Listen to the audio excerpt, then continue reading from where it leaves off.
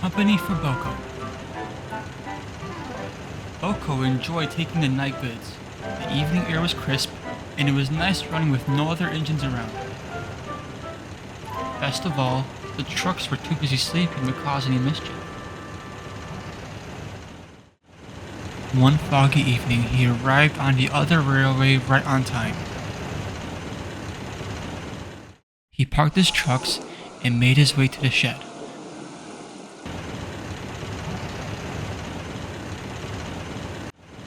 The yard was big, but Boco never had any trouble finding his way. Tonight, however, the fog was so thick that he had completely lost his bearings. Strange. I'm certain the sheds were around here. Suddenly, Boco could see the outline of a building ahead. Finally. His relief was short-lived. As he drew closer, he saw it wasn't the big shed where the mainland diesels slept. It was smaller, and more akin to the old sheds on Sodor.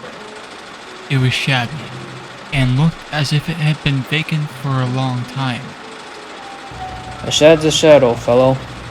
We'll go mad trying to find our way in this fog any longer. Boco was uneasy. Something felt odd, but he didn't want to navigate through the fog any further.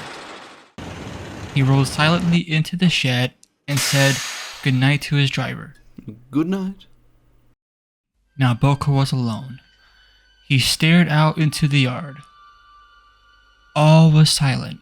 No trucks being pushed around, not even the distant sound of diesel horns. It was as if the fog muffled the world around him. Why, hello. Boco jumped. Beside him was an old tender engine.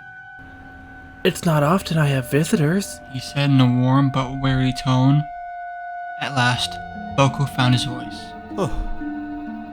I'm very sorry. I didn't mean to intrude. My driver and I got lost in the fog and...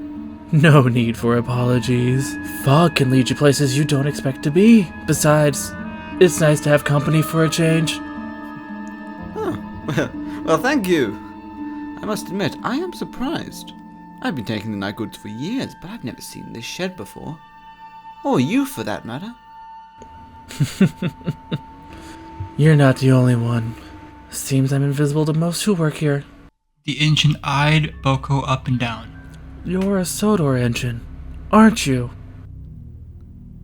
How did you know? You're different from the diesels that live around these parts. Much more courteous for a start. I was a Sodor engine too, many moons ago. Boco was surprised.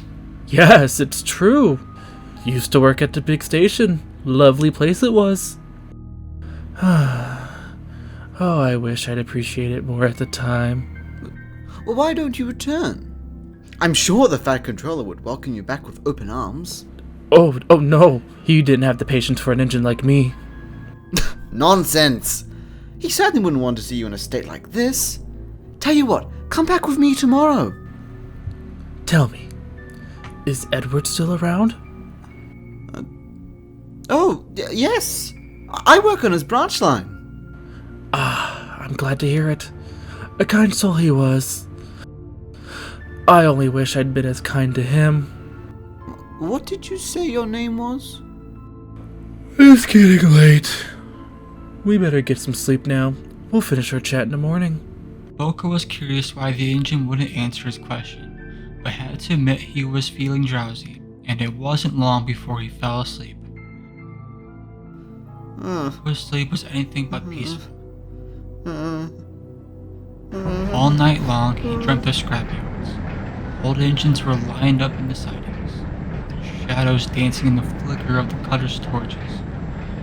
Violent red light illuminated the inside of a shed, and all Boco could hear were the muffled pleas for mercy, drowned in the sound of searing metal.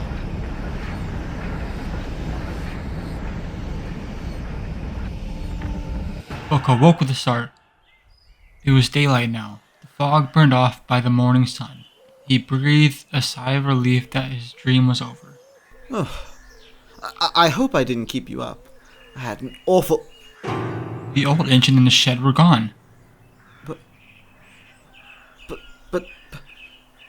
Where's the shed? And the engine? When Boco's driver arrived, he was surprised too. Sheds don't just disappear. It was then he noticed something on the ground beside the rails. He bent down for a closer inspection. I think it's a number plate. The driver brought the number plate into the cab. Boco set off for home with much on his mind. He didn't know what to make of the engine, the disappearing shed, or his dream. He did know, however, that he'd be having a long talk with Edward.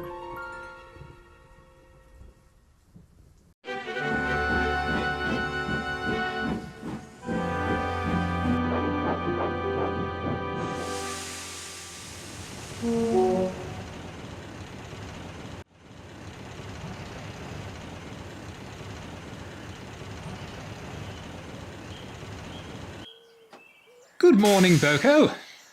I assume all went well and smooth on the other railway?